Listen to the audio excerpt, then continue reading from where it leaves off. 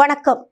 புதுவை மற்றும் அதனை சுற்றியுள்ள பகுதிகளில் நடைபெற்ற பல்வேறு நிகழ்வுகளை விரிவாக காண்பதற்கு முன்பு தலைப்புச் செய்திகளை காண்போம். சர்வதேச யோகா தினம். ஆளுநர் கைலாஷ்நாதன் மற்றும் முதலமைச்சர் ரங்கசாமி உட்பட 1000க்கும் மேற்பட்டோர் பங்கேற்பு. புதுச்சேரி மற்றும் காரைக்காலில் நீட் மறுதேர்வு. வீல் சேரில் வந்து தேர்வெழுதிய மாணவன். யோகாவை உலக அரங்கில் உயர்த்தியவர் பிரதமர் மோடி. ஆரோக்கியமான வாழ்விற்கு யோகா அவசியம் என்றும் முதலமைச்சர் ரங்கசாமி கருத்து. இனி விரிவான செய்திகள். சர்வதேச யோகா தின விழாவை முன்னிட்டு புதுச்சேரி கடற்கரை சாலையில் நடைபெற்ற யோகாசன நிகழ்ச்சியில் துணைநிலை ஆளுநர், முதலமைச்சர் ரங்கசாமி உட்பட 1000க்கும் மேற்பட்டோர் பங்கேற்றனர். புதுச்சேரி அரசின் சுற்றுலாத்துறை, ஆயுஷ் இயக்குநரகம், பள்ளி கல்வித்துறை, உயர் மற்றும் தொழில்நுட்ப கல்வி ஆகிய துறைகள் இணைந்து 12வது சர்வதேச யோகா தின விழா புதுச்சேரி கடற்கரை சாலையில் நடைபெற்றது. துணைநிலை ஆளுநர் கைலாஷ்நாதன், முதலமைச்சர் ரங்கசாமி ஆகியோர் கலந்து கொண்டு துவக்கி வைத்தனர். தொடர்ந்து நடைபெற்ற யோகா நிகழ்வில் துணைநிலை ஆளுநர் கைலாஷ்நாதன், அவரது மனைவி, தலைமை செயலர் சரத் சௌஹான், காவல்துறையின் தலைவர் ஷாலினி சிங், சட்டமன்ற உறுப்பினர் சாய் சரவணகுமார் மற்றும் அதிகாரிகள், பொதுமக்கள் என 1000க்கும் மேற்பட்டோர் பங்கேற்று யோகாசன பயிற்சி செய்தனர். இந்த நிகழ்ச்சியில் அரசு துறை அதிகாரிகள், காவல்துறை அதிகாரிகள், பல்வேறு சமூக ஆர்வலர்கள் உள்ளிட்ட கல்லூரி, பள்ளி மாணவ மாணவிகள் யோகாசன நிகழ்வில் பங்கேற்றனர். புதுச்சேரி மற்றும் காரைக்காலில் 4990 பேர் நீட் மறு தேர்வில் பங்கேற்றனர். பல்வேறு சோதனைகளுக்கு பின்பு மாணவ மாணவிகள் தேர்வு மையத்திற்குள் அனுமதிக்கப்பட்டனர். புதுச்சேரி மற்றும் காரைக்காலில் இன்று நடைபெற்ற நீட் மறு தேர்வில் மொத்தம் 4990 மாணவ மாணவிகள் தேர்வு எழுதினர். புதுச்சேரியில் 9 மையங்களில் 4324 பேரும், காரைக்காலில் 3 மையங்களில் 666 பேரும் பங்கேற்றனர். தேர்வுக்கு முன் மாணவர்கள் மெட்டல் டிடெக்டர், பயோமெட்ரிக் பதிவு உள்ளிட்ட பல்வேறு பாதுகாப்பு சோதனைகளுக்கு உட்படுத்தப்பட்டனர். மொபைல், ப்ளூடூத், வாட்ச் போன்ற மின்னணு சாதனங்கள் தடை செய்யப்பட்டிருந்தன. தேர்வு மையங்களில் கூடுதல் காவல்துறை பாதுகாப்பு ஏற்பாடு செய்யப்பட்டிருந்ததுடன் தேர்வுகளுக்காக பிஆர்டிசி சிறப்பு இலவச பேருந்துகளும் இயக்கப்பட்டன. மேலும் தேர்வு முடியும் வரை பெற்றோர் மற்றும் பாதுகாவலர்கள் காத்திருக்க சிறப்பு காத்திருப்பு மையங்களும் அமைக்கப்பட்டிருந்தன. யோகாவை உலக அரங்கில் உயர்த்தியவர் பிரதமர் மோடி என்றும் ஆரோக்கியமான வாழ்விற்கு யோகா அவசியம் என்றும் முதலமைச்சர் ரங்கசாமி தெரிவித்துள்ளார். சர்வதேச யோகா தினம் நாடு முழுவதும் உற்சாகமாக கொண்டாடப்பட்ட நிலையில் புதுச்சேரி கடற்கரையில் நடைபெற்ற யோகா தின நிகழ்ச்சியில் பங்கேற்ற முதலமைச்சர் ரங்கசாமி நிகழ்ச்சி நிறைவடைந்த பின்னர் செய்தியாளர்களை சந்தித்து பேசினார். யோகா என்பது இந்தியாவின் பாரம்பரிய கலை மற்றும் வாழ்க்கை முறையாகும்.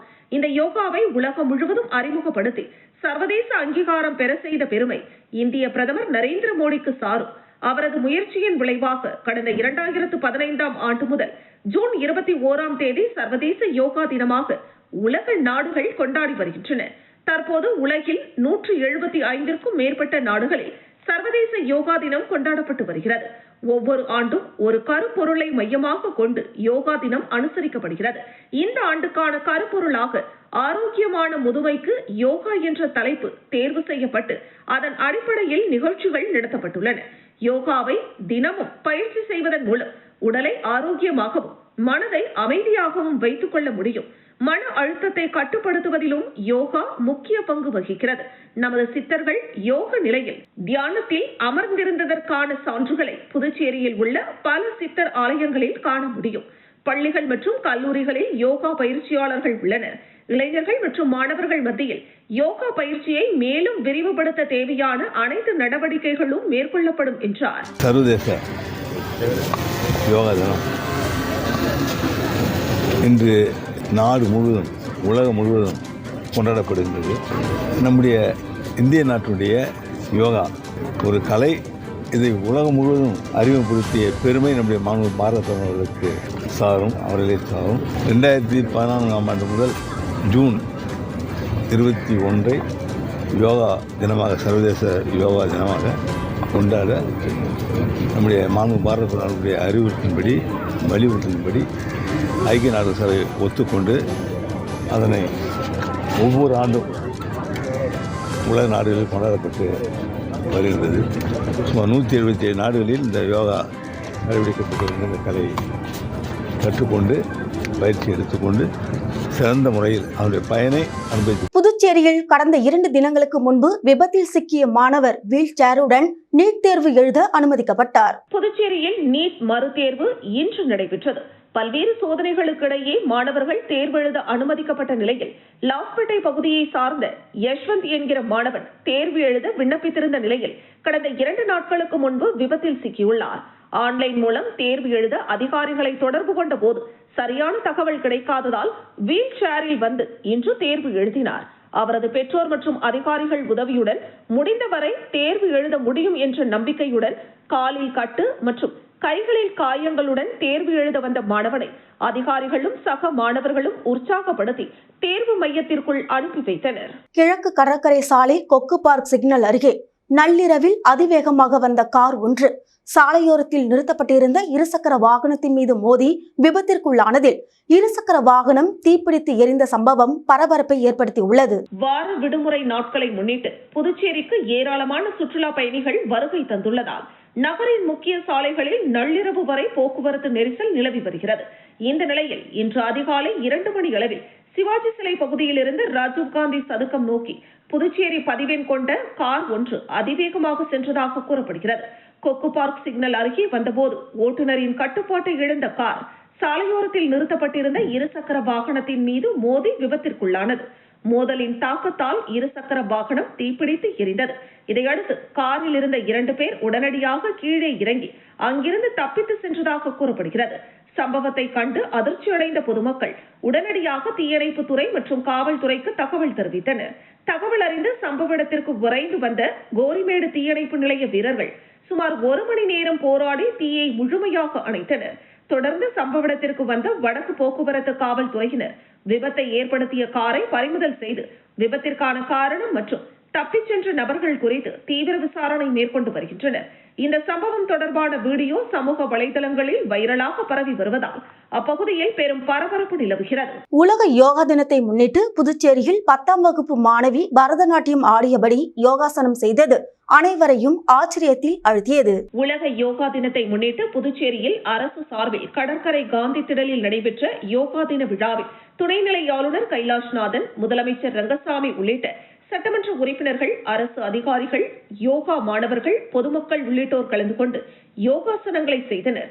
இதேபோல் புதுச்சேரி முழுவதும் பாஜக மற்றும் யோகா பயிற்சி நிறுவனங்கள் சார்பில் பல்வேறு இடங்களில் யோகா தினம் கொண்டாட்டங்கள் நடைபெற்று வந்தன.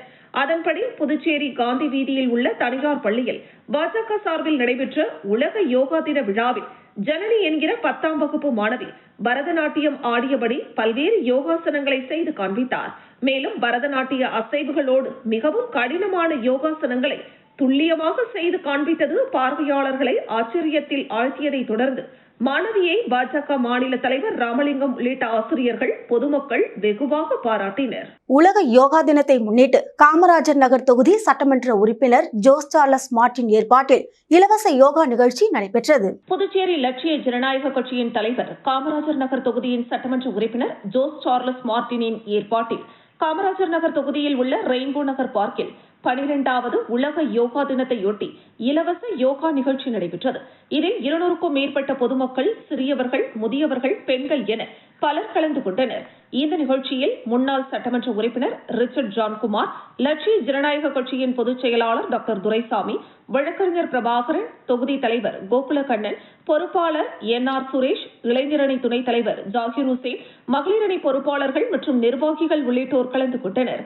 சிறப்பாக நடைபெற்ற இந்த யோகா தின விழாவில் மகளிர் கலந்து கொண்டு கூறுகையில், மகளிருக்கு இது மிகவும் உபயோகமாக இருப்பதாகவும் அவர்கள் தன் வீட்டிற்கு சென்று கணவர்களுக்கும் பிள்ளைகளுக்கும் கற்றுக் கொடுத்து இதனை தொடர்ச்சியாக செய்ய முயற்சிப்போம் எனவும் இந்த வாய்ப்பினை ஏற்படுத்தி கொடுத்த லட்சிய ஜனநாயக கட்சியின் தலைவர், காமராஜ் நகர் தொகுதியின் சட்டமன்ற உறுப்பினருமான ஜோஸ் சார்லஸ் மார்டினுக்கு நன்றியை தெரிவித்துக் கொண்டனர். புதுச்சேரி தேசிய பாதுகாப்பு பல்கலைக்கழக பட்டமளிப்பு விழாவில் ஆளுநரின் செயலர் மணிகண்டன் மற்றும் முதுநிலை காவல் கண்காணிப்பாளர் கலைவாணன் ஆகியோர் கலந்து கொண்டு பட்டங்களை வழங்கினர். புதுச்சேரி ராஷ்டிரிய ரக்ஷா பல்கலைக்கழகத்தின் தேசிய பாதுகாப்பு பல்கலைக்கழகம் புதுச்சேரி கிளையின் பட்டமளிப்பு விழா கோரிமேடு காவலர் பயிற்சி பள்ளி மைதானத்தில் நடைபெற்றது.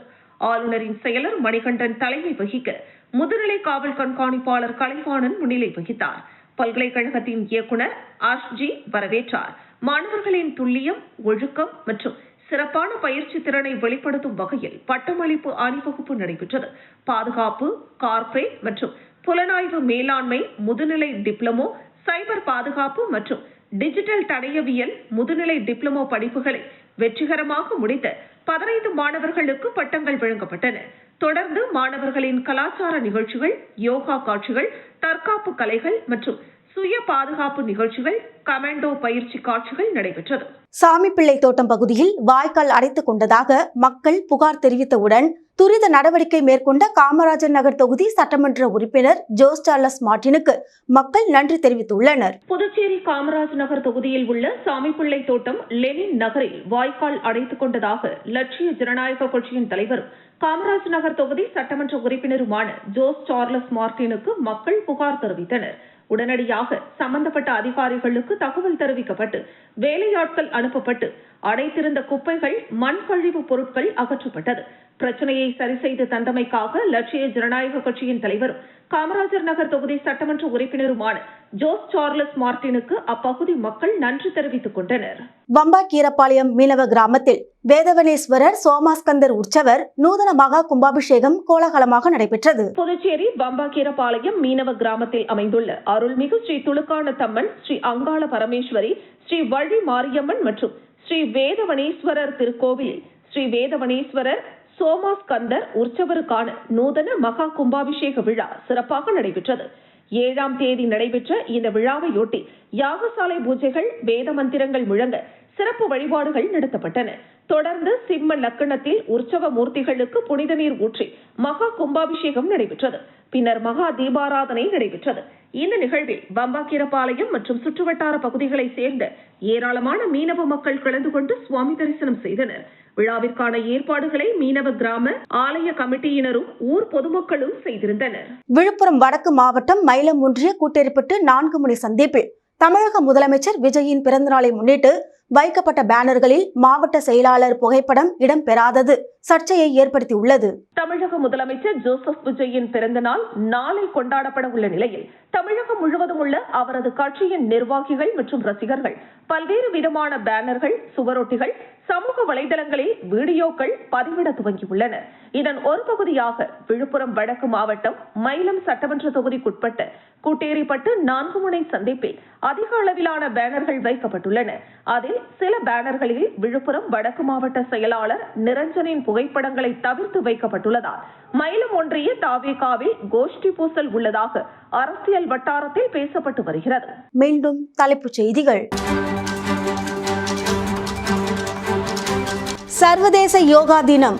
ஆளுநர் கைலாஷ்நாதன் மற்றும் முதலமைச்சர் ரங்கசாமி உட்பட 1000க்கும் மேற்பட்டோர் பங்கேற்பு. புதுச்சேரி மற்றும் காரைக்காலில் நீட் மறுதேர்வு. வீல் சேரில் வந்து தேர்வெழுதிய மாணவன். யோகாவை உலக அரங்கில் உயர்த்தியவர் பிரதமர் மோடி.